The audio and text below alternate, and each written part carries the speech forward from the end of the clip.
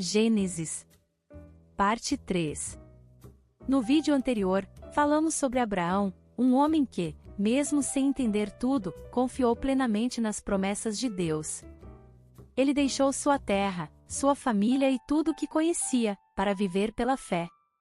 E agora seguimos essa jornada, que ainda está só no começo do livro de Gênesis. No vídeo de hoje, vamos falar sobre Isaac, o filho da promessa. Inscreva-se no canal, ative as notificações e compartilhe este vídeo com outras pessoas. Juntos, podemos levar a palavra de Deus ainda mais longe. Isaac. Isaac significa risada. Sendo filho, ele herda tudo que seu pai possui. Contudo, ele aumenta aquilo que herdou. Sua vida esteve ligada ao trabalho de cavar poços. Nas Escrituras a água fala da água viva, que dá vida, do Espírito da vida. A vida de Deus, o Espírito da vida, é algo vivo, que sempre está fluindo, renovando, sem cessar. Isaac cavou poços e estes servem para conter a água. Quanto mais poços cavarmos, mais água teremos. Na verdade, precisamos ver o Espírito operando em nós, cavando e cavando para remover o entulho e a sujeira de nossas vidas. Precisamos ser esvaziados de nossas opiniões, nossos sentimentos, nossos pensamentos, nossas atenções, nossos interesses, nossas influências e nossos direitos. Somos ainda muito cheios de nós mesmos. Quando diminuímos e a vida de Cristo cresce em nós, mais alegria experimentamos e Deus certamente fica mais satisfeito. A vida de Abraão começa com uma oferta. Quando nos oferecemos completamente ao Senhor, que tipo de vida passaremos a ter em seguida? Esta é a mensagem que está por trás da história de Isaac. Fome espiritual. Quando o Senhor apareceu a Isaac, disse-lhe explicitamente para não descer ao Egito. Apareceu-lhe o Senhor e disse: não desças ao Egito. Fica na terra que eu te disser. Gênesis 26 verso 2. Isto indica que em Canaã havia fome. Era uma terra dada por Deus a Abraão, da qual fluíam leite e mel. Como poderia haver fome ali, afinal leite e mel não representam a essência da vida? Certamente estamos na bela terra de Canaã, mas frequentemente sentimos-nos áridos interiormente descontentes. Ao chegarmos diante da mesa do Senhor, o seu amor não toca o nosso íntimo e nem nos move como no passado. Esta condição não é de fome no Egito, mas em Canaã. É uma experiência bastante aflitiva, especialmente para aqueles que se ofereceram completamente ao Senhor, que deixaram o mundo para trás, e entregaram no altar seu futuro e sua esperança. Estão em Canaã, mas não conseguem encontrar regozijo nem conforto em Cristo. Isto realmente deixaria qualquer um abatido ao extremo. No passado não podíamos encontrar satisfação no mundo. Mas hoje, sendo cristãos, como podemos ter fome na bela Canaã? Para piorar as coisas, é o Egito que parece ser uma terra de fartura? Por causa disto, Abraão, querendo salvar a si mesmo e sua família, desceu ao Egito, retornando para o mundo. Este é um teste muito grande para aqueles que seguem ao Senhor. No início assumimos que por termos nos oferecido completamente ao Senhor, o céu seria sempre azul e a jornada da vida estaria sempre adornada de flores. Surpreendentemente descobrimos que continuamos a ter fraquezas e falhas. Por que é assim? Sim, hoje possuímos as insondáveis riquezas de Cristo, mas parece que as deixamos escoar. Onde está a causa desta dificuldade? Está em nós mesmos, que possuímos muitas brechas pelas quais as bênçãos escoam, pois até hoje a carne não foi separada de nós.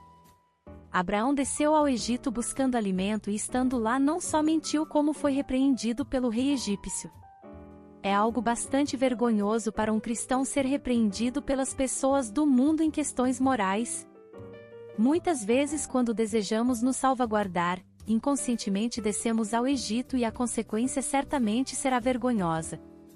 O livro de Ruth começa com uma tragédia que aconteceu por causa de uma família temente a Deus, que, procurando salvar a si mesma, desceu a Moabe, que simboliza a carne. Não desças ao Egito. Fica na terra que eu te disser. Deus queria que Isaque aprendesse uma lição importante: permanecer na terra de Canaã e não descer ao Egito. Enquanto permanecermos em Canaã, a bênção de Deus não será perdida, mas multiplicada a 100 por 1. Isto nos ajuda a entender por que temos fome. É porque frequentemente habitamos na carne, ou seja, em nós mesmos.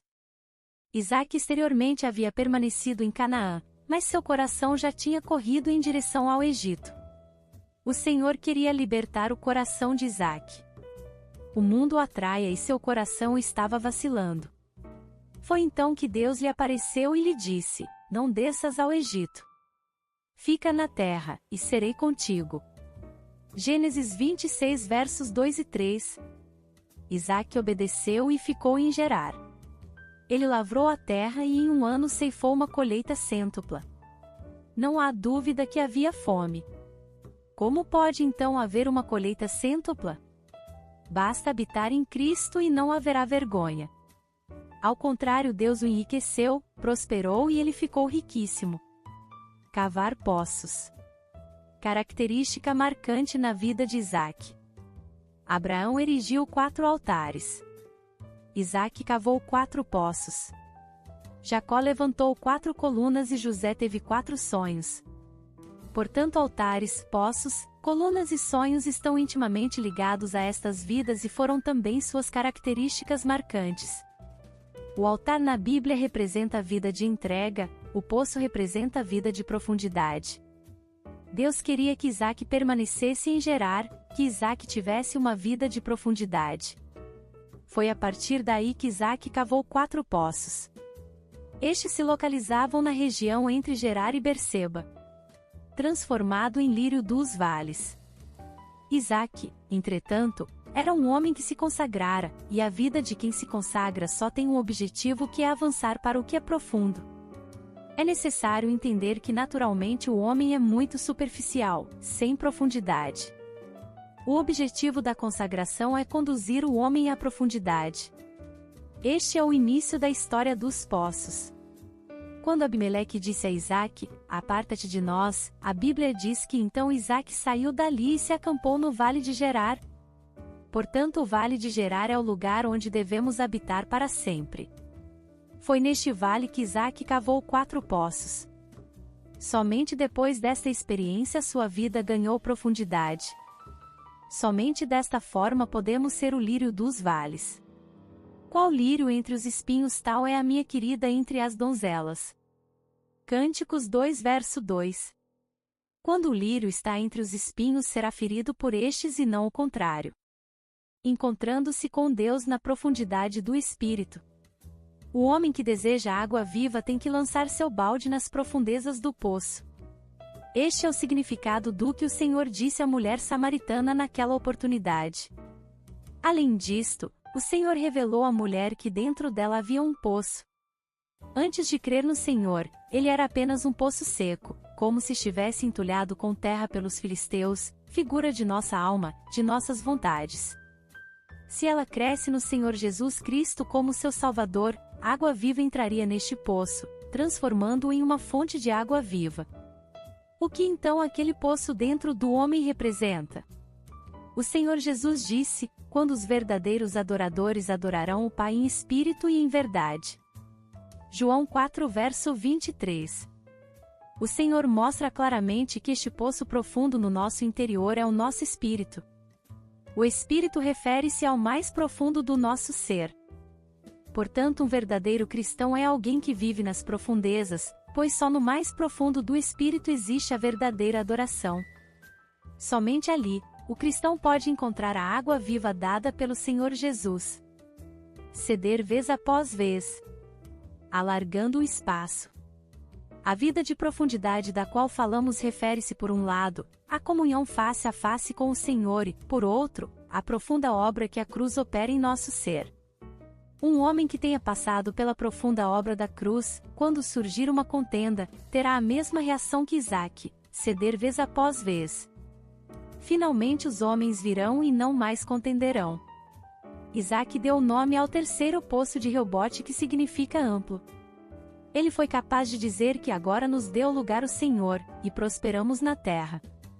Isaque havia de fato, naquele momento, chegado ao fim da linha. Ele havia sido rejeitado todo o tempo desde Gerar até o vale de Gerar, havia sido condescendente agindo com humildade. Após cavar um poço, preferiu desistir dele. Outro poço foi cavado e também tomado. Mais tarde cavou outro poço e descobriu que aquele era um lugar espaçoso. Isto só foi possível pelos olhos da fé, pois ele percebeu que ali era um pedaço espaçoso da terra que havia sido dada pelo Senhor e que poderia prosperar nela. Por que temos que nos oferecer ao Senhor? Porque somos superficiais, amamos a contenda, amamos lutar, portanto temos que nos colocar nas mãos do Senhor para que Ele opere. Ter uma face esbofeteada é vergonhoso, ser compelido a andar é ter a vontade própria ferida, ser despojado da túnica é ter o direito próprio removido, mas todas estas situações são bênçãos disfarçadas. Eu, porém, vos digo, não resistais ao perverso, mas, a qualquer que te ferir na face direita, volta-lhe também a outra, e, ao que quer demandar contigo e tirar-te a túnica, deixa-lhe também a capa. Se alguém te obrigar a andar 1 milha, vai com ele 2. Mateus 5 do verso 39 ao 41. Exteriormente parece que estamos sendo rejeitados e pressionados de tal maneira que não sabemos como fugir nem como recuar. Mas através da graça do Senhor, saímos e cavamos outro poço, e descobrimos que este poço se chama amplo. O cristão que verdadeiramente ama o Senhor permanece onde está o terceiro poço. Poderíamos ser acusados de sermos fracos, mas não temos de planejar formas de nos proteger, mas sim experimentarmos a proteção do Senhor. O Salmo 66 descreve exatamente como passar através do fogo e da água, para entrar na terra prometida.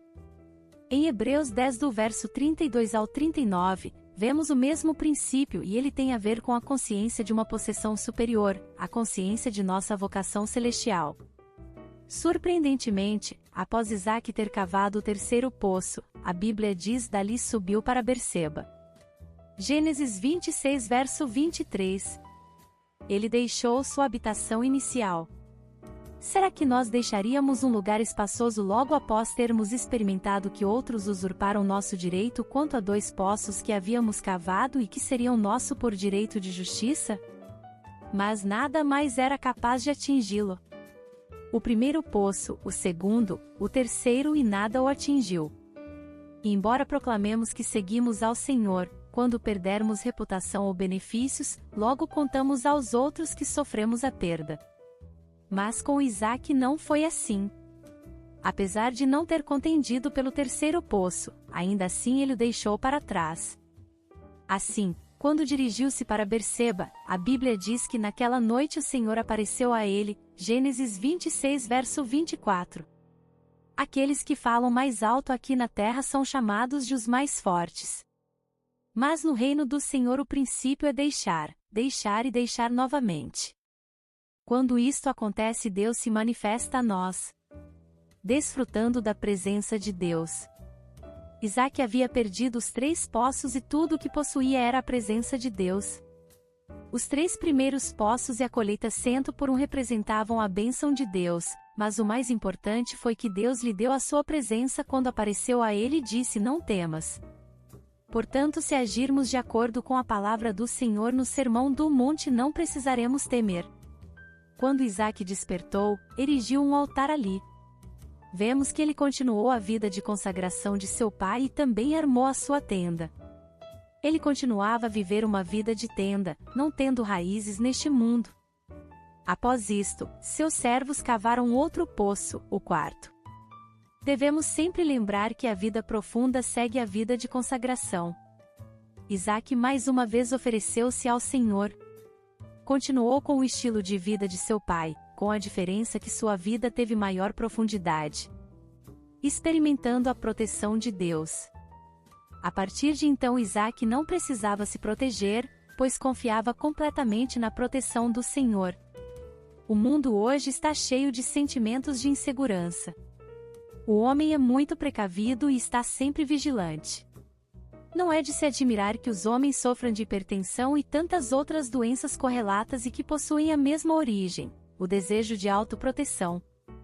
No início não possuem doença alguma, mas devido ao temor acabam adoecendo.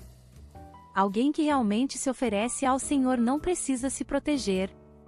Sabe que está completamente nas mãos do Senhor. Depois disto, Abimeleque procura Isaque para com ele estabelecer aliança.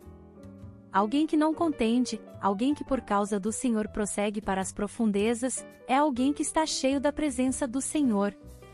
Este tipo de pessoa, longe de ser fraca, é bastante forte. É muito corajosa e possui grande fartura. Portanto, mais cedo ou mais tarde, o mundo descobrirá que o Senhor está conosco. Por causa da presença do Senhor, aquele grupo de pessoas temia Isaque. Eles vieram buscando aliança e não a Isaque. Sabe o que é interessante? Um lírio não fere a um espinho. Logo através daquela aliança Deus protegia a Isaque. Atravessar a noite e caminhar pela manhã do quinto dia significa que a proteção de Deus foi alcançada. Aquelas pessoas saíram em paz. Não havia mais contendas, Isaque recebera proteção. Conclusão. Contendemos com todos em todo tempo e lugar, ou obedecemos e executamos os ensinamentos contidos no Sermão do Monte? Estamos desejosos de voltar à outra face? Estamos desejosos de andar a segunda milha? Estamos desejosos de deixar também a capa? Bradamos juras de amor e fidelidade a Cristo, mas nem sequer nos conhecemos a nós mesmos. Frequentemente somos confrontados por aquilo que realmente somos. Estamos mesmo dispostos a perder tudo, se necessário, para ganhar a Cristo? Sim, podemos até perder tudo. Podemos até atravessar a noite escura, mas ao romper da aurora, veremos que Deus ainda nos protege, sem que percebamos, nosso poço é enchido com água viva. A glória e a estatura de Cristo crescem em nosso interior. Houve noite e manhã, o quinto dia. Obrigada por assistir até aqui, não percam os próximos vídeos. Graça e paz, irmãs e irmãos.